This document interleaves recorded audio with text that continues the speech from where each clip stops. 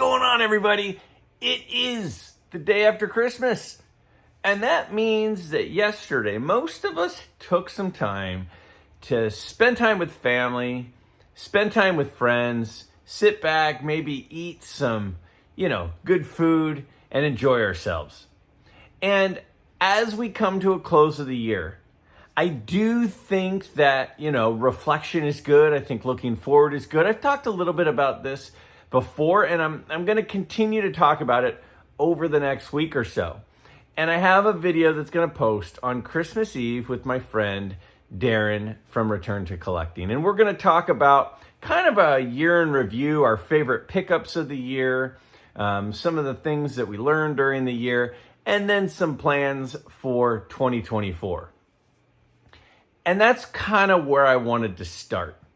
Now, I have card plans for 2024, but then I also have some philosophical opinions, some places I'm going to try to take myself when it comes to the hobby and just the way I see things. And so what I wanted to do with everybody is I just wanted to share 5 things that I'm personally going to focus on in the next 365 days over the next year. What are some things I'm going to focus on? Because, we all have opinions. We all share our opinions. We all talk to other people. And what I'm planning to do is different than what I did this year. I'm really hard on myself. So because I'm hard on myself, what I constantly am doing is trying to improve myself. I'm trying to improve and get better and make positive changes. And that's what this is about, it's about plans for me. Now, this doesn't mean that these things are plans that you should do. This doesn't mean that you should follow these 5 suggestions, these 5 tips, these 5 kind of ideas that I'm going to go into the new year with. But it might. Okay? I mean, people say, "Oh, Greg, now that you're an influencer." An influencer? I'm not an influencer. I'm a guy who collects cards and has a iPhone and a tripod. That's all I am. So if these opinions, these thoughts make you think, "Yeah, I kind of agree with that," then great. And if you say, "This guy is crazy," someone the other day goes, "Oh, this guy's a meatball." Call me a meatball. Okay, I guess I'm a meatball. All I know is I've got opinions, I like to share them, and I like to talk about cards. So again, 5 things. So the first thing I want to talk about, the first thing that I'm going to focus, and it's going to be my main focus for 2024. I genuinely believe we have given far too much power to the grading companies. We have let the grading companies control our opinions of our own cards. Cards we used to like, we don't like anymore because of the grades that they got. And see, here's the problem. From my perspective, here's the problem. The problem is we've allowed the language to change about cards. And when you change the language about something, you change the facts about it. You change the opinions about it. You change everything about it by simply changing the language. And just the way that we talk about cards now, we'll say, "Oh, here's my PSA 5, Carl Yastrzemski rookie card." What does the fact that PSA gave it a 5 have to do with anything? "Hey, I bought a really cool card today. It's a 55 Al Kaline and it's a 6. See, the way that the language has changed with grading companies is we state the grade as if it's a fact. Like we go, "Hi, my name is Greg." That's a fact, right? That's my name. It's on my birth certificate.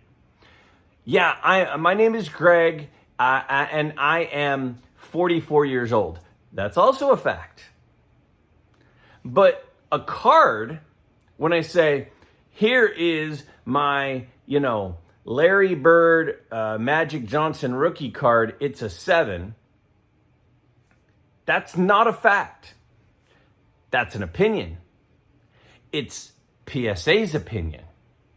See, we think that it's a fact. We think that, PSA gave it a 7, so it's a 7. No.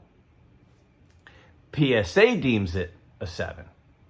So I want to take control back. I think that we've given the grading companies far too much power by letting them control the facts. And their opinion, we've allowed to become a fact. People are saying, what are you talking about, Greg? Of course, if PSA gave your card a 7, it's a 7. No. The opinion is from PSA that it's a 7. It's not a fact that it's a 7. It's a fact that PSA gave it a 7. But that doesn't mean that it's a 7. It doesn't mean that if I sent it back to PSA that it would get another 7. It just means in that instance, PSA, their opinion of it, they assigned it a 7. See, that's what a grade is. When we submit a card, they assign it a grade. It doesn't make it the grade. They've assigned an opinion.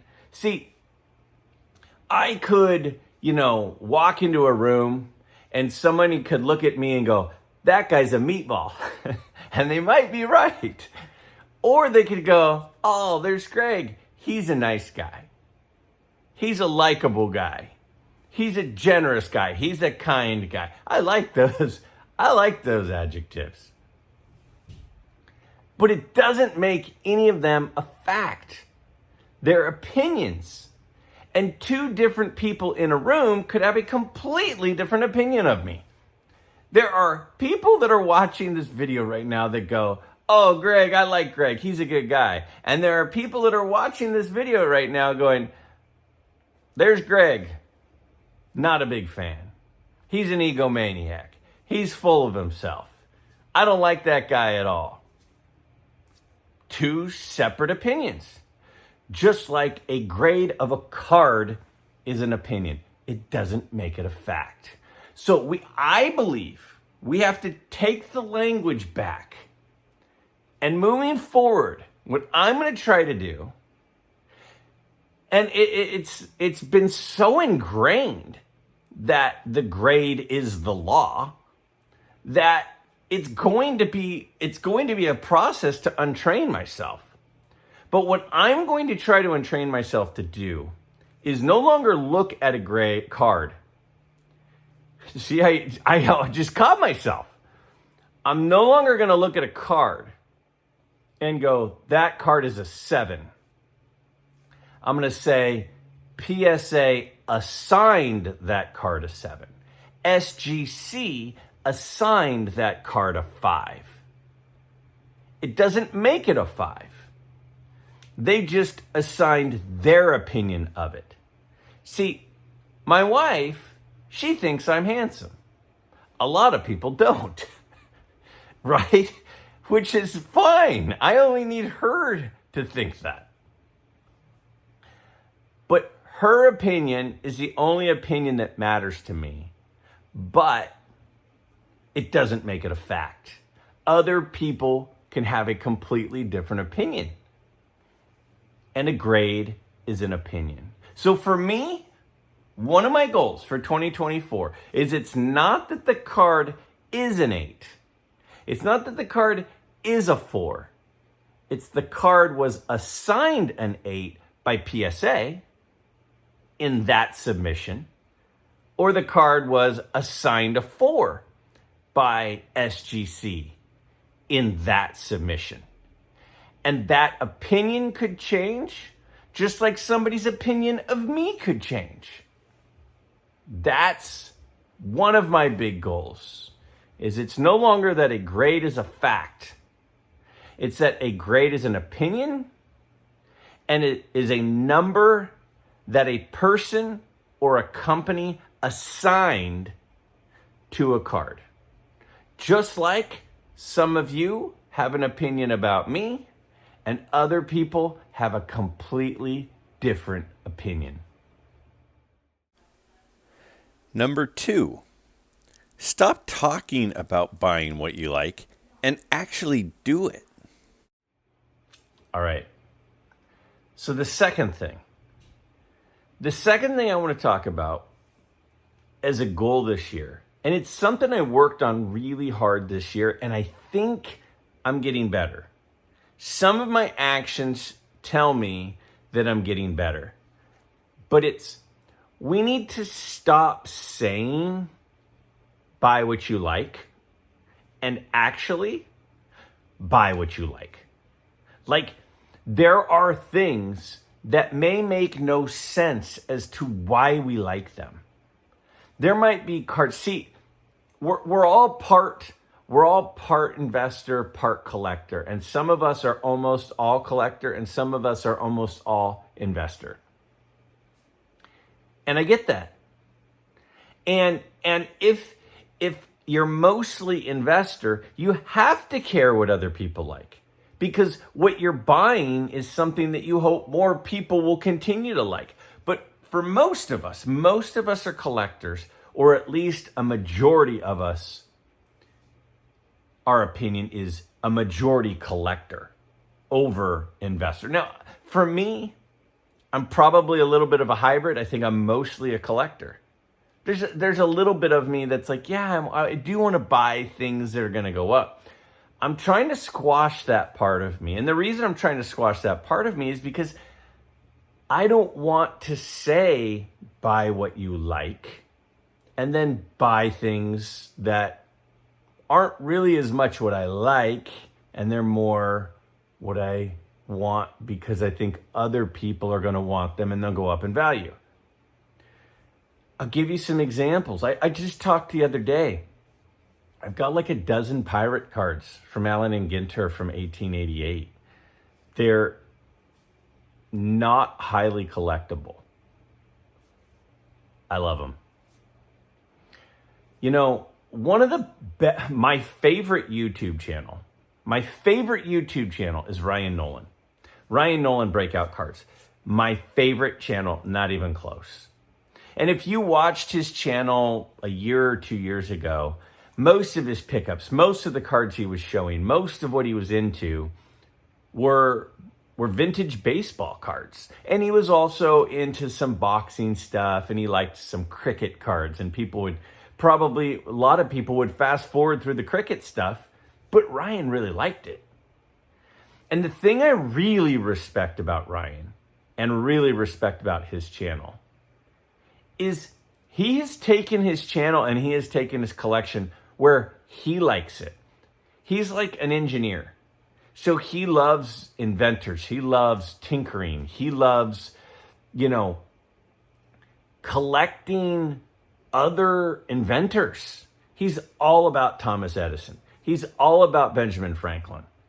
He loves those guys and he collects their cards. He's been going through, over the last few days, he's been going through the top 100 cards in his collection.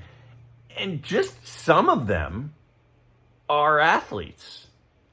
And the athletes are mostly, there's some golf cards, there's some boxing cards, there's, some cricket cards. There's been a handful of baseball cards. But a lot of them are like inventors, historical figures.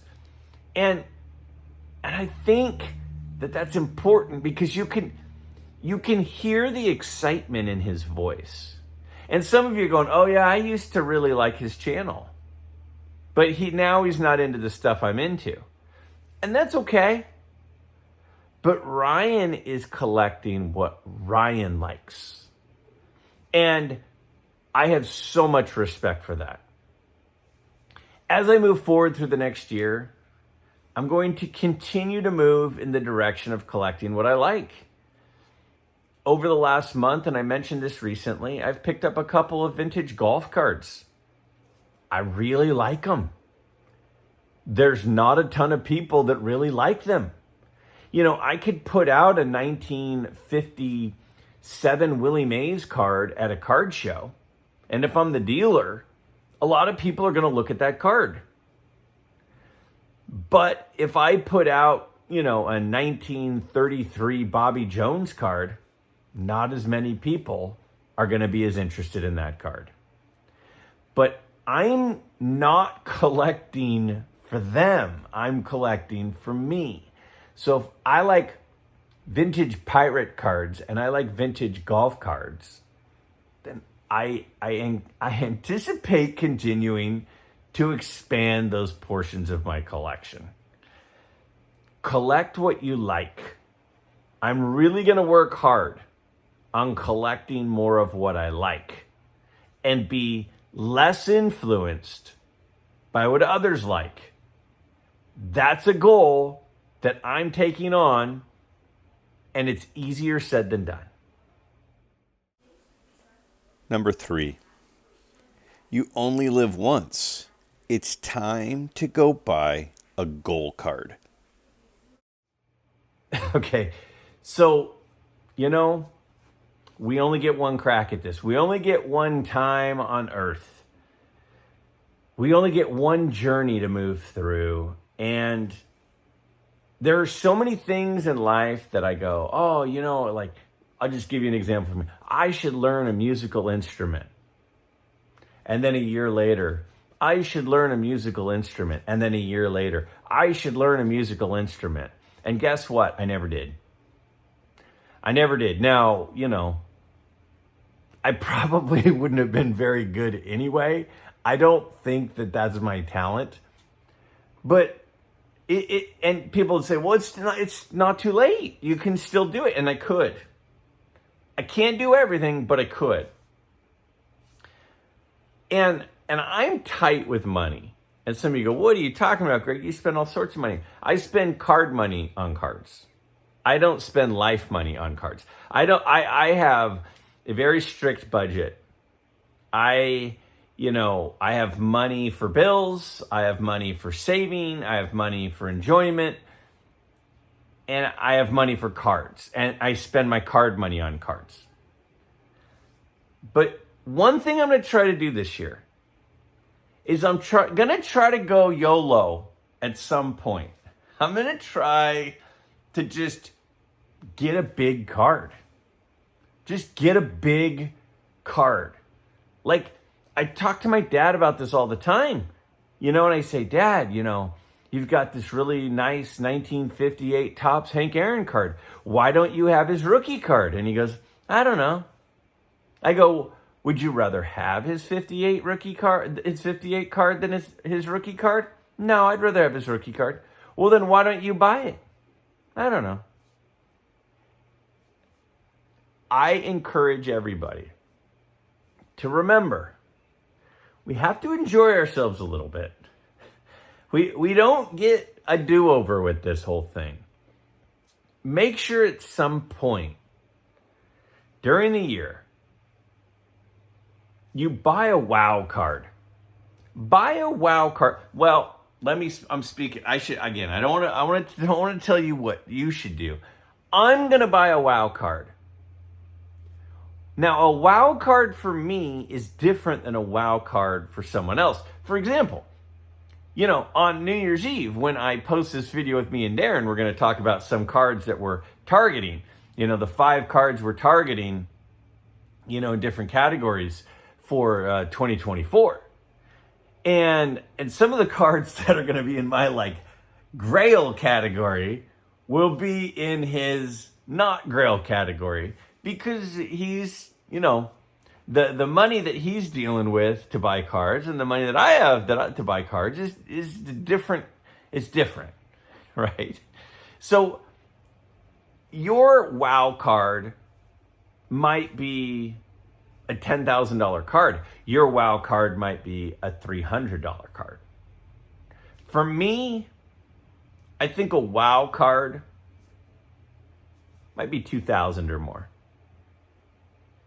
My goal, and I'm gonna check back in on myself in a year. I'm gonna rewatch this. A year from now, maybe Christmas Day next year, I'll watch this. I want to get a wild card. I don't know what it is yet, but I want to get a wild card because you know what? You only live once. And I'm not going to spend money where I won't be able to pay my electric bill. And I won't be able to pay for, Molly's college. Or I won't be able to pay for Lucy's soccer tournaments. But I'm going to buy a wild card for me. A wild card for my category of WoW. I encourage everybody. Pay your bills first. But get a card that you've wanted and you just haven't done it. You've been holding back. Go get it. Go get it. Go get that card that you've been holding back from getting. Because we only get one chance at this. And if it's something that you've really wanted for a long time, go get it. Number 4, share the hobby with a hobby friend. Okay. So here's my thought for this one. I'm kind of, you guys will say, really? I'm kind of a loner. I'm kind of an isolationist. I kind of just stay to myself. I'm not the guy who goes out on Friday and Saturday nights and hangs out with big groups of people. That is not my thing. I am a person who just kind of does my own thing. I think to a certain extent, you guys probably understand that just from watching my channel. Like, we watch all these other channels and these guys are hosting, live streams with 4 other guests. And you go, Greg, why don't you ever do that? It's just not really my style. It's not my personality. And one of the things I've tried to do, and I've said this over and over and over, and I've tried really, really hard to do, is I want to be authentic. The guy you see on the screen right now is the guy that I really am. I might be a little shyer. The reason I'm not as shy is because I'm just looking at a camera right now in a room by myself. It's not an intimidating situation. But I'm kind of shy, I'm kind of quiet. So I understand people who are kind of, isolationists like I am. But my advice to somebody out there, to whoever's watching, and for myself, is to find a person to enjoy this hobby with. Find a buddy. Now, I'm lucky because my dad is really into cards. I'm really into cards. So whenever I go to a show, my dad and I go together. I've got a couple of friends that live locally that are childhood friends of mine. One of my best friends is a guy I've been friends with since I was 5 or 6 years old. I just saw him a couple of days ago. We went out to breakfast a couple of days ago, just the two of us. And I'll bring him with me to a card show. I've made friends with a handful of people through this YouTube thing who I really like these people. Not because they collect cards, but they just seem like good people. And when I pick up a card, I'll send them a picture and say, hey, check this out. It makes it more fun.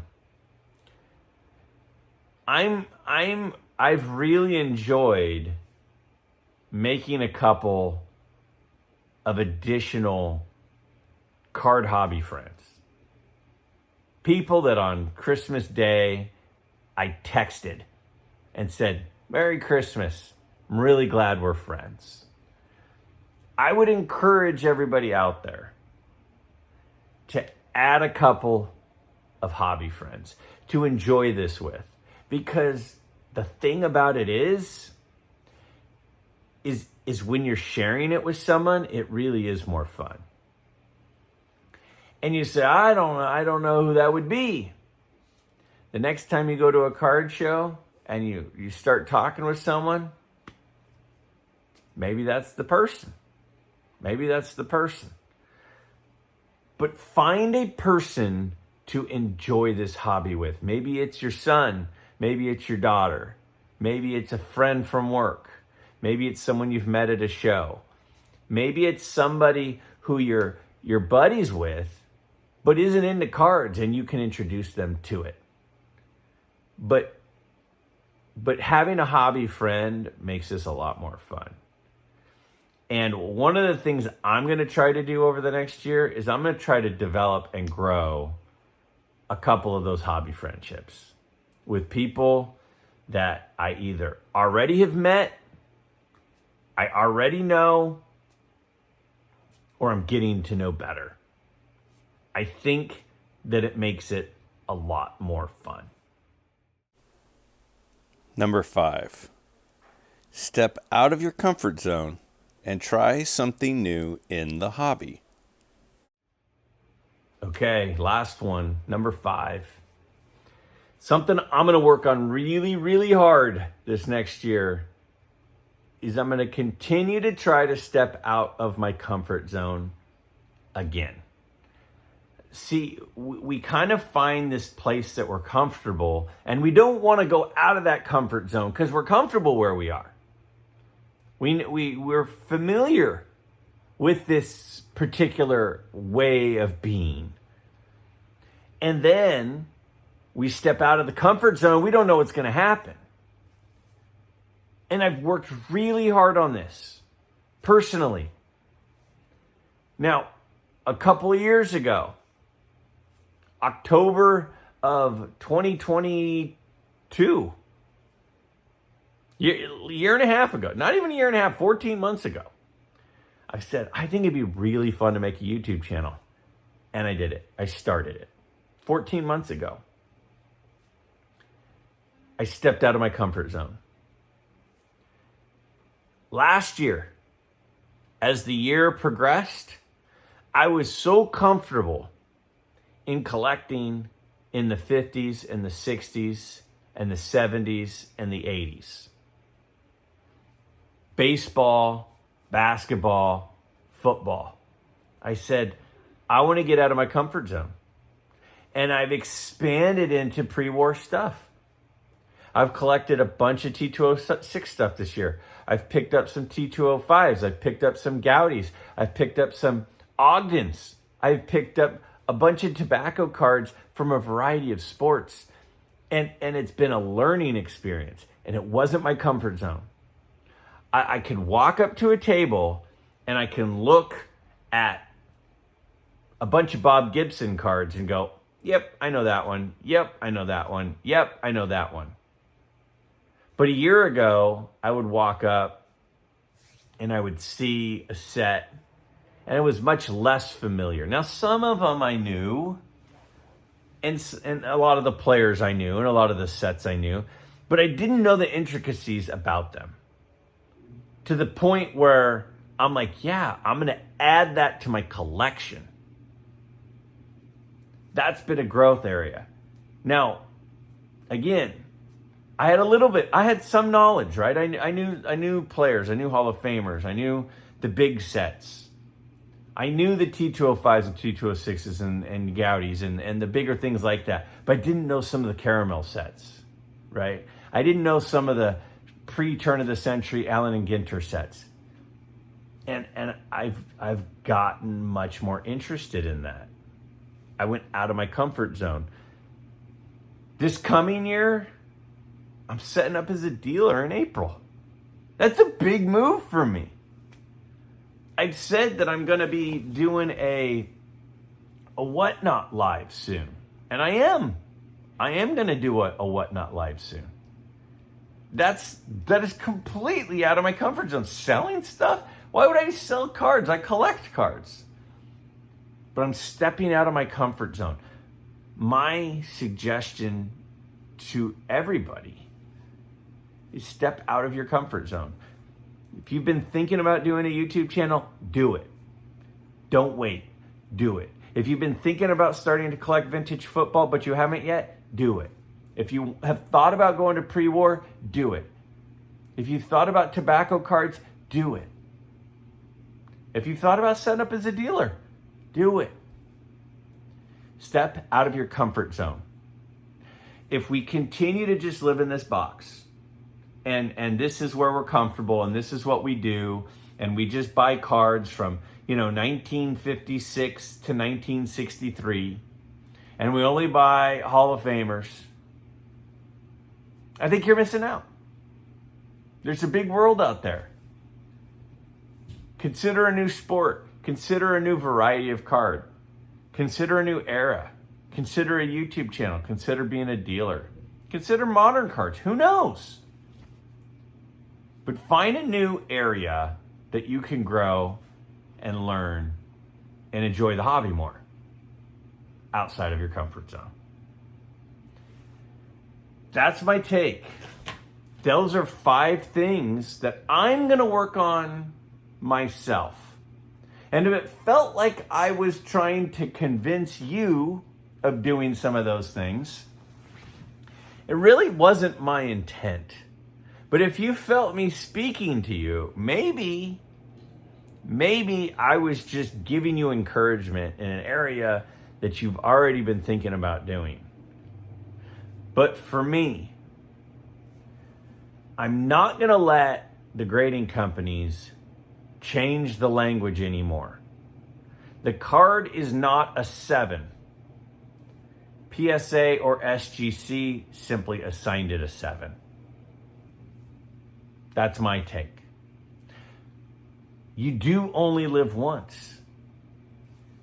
I'm personally going to go out and I'm going to get a WOW card on my budget. I'm not going to get a WOW card on somebody's budget in a different stratosphere. I'm going to do an affordable WOW card for me. I'm going to continue to step out of my comfort zone. And whether that means going into dealing, whether that means doing more collecting in an area that I'm not comfortable with, we'll see. But I'm not going to be afraid of trying something different. I'm not going to continue to talk about. I'm not going to continue to just talk about buying what I like. I'm actually going to buy what I like. That's much harder than it sounds. Erase the noise of what other people say is cool. And when you get to a table and you look in a case or you get online, that card that really does, and you go, man, and you just keep thinking about that card, buy that card. Buy the card that you can't stop thinking about, not the card that somebody else thinks is cool. And share your collection and your collecting hobby with someone else. Don't keep it to yourself. The enjoyment will go through the roof. Those are the things I'm focusing on for the new year, and they might be things to consider for yourself. And I'm not trying to tell you what to do, but if any of those things spoke to you, consider it. I genuinely appreciate the amount of support. When this year started, I had less than 1,000 subscribers. I think January 1st, I was at 600 or 700 subscribers a year ago. And now it's way higher than that. And I don't measure the success based on the number of subscribers.